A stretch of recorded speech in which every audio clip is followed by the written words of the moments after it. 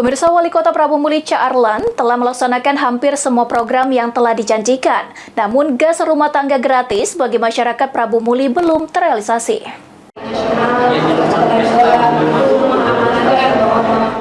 Wali Kota Prabu Muli Cha Arlan telah melaksanakan hampir semua program yang telah dijanjikan. Namun gas rumah tangga gratis bagi masyarakat Prabu Muli belum terrealisasi.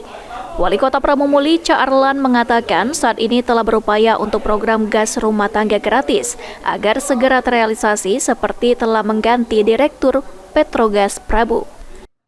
Seluruh apa yang menjadi program Cha itu akan kita tuangkan di Muslimbang ini dan itu akan dijalankan.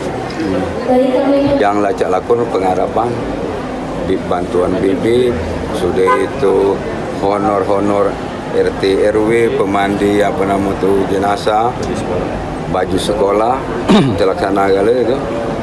Paling sikok yang masih sedang Cak ini kan dikelola dan kami akan diskusikan. Ini agak panjang dikit masalah gas rumah tangga. Tapi yakinlah dengan Cak, kita usahakan semaksimal mungkin. Amin. Ya.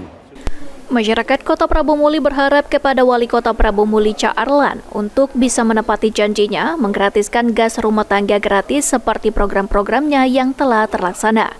Anggi Prakasa, PAL TV.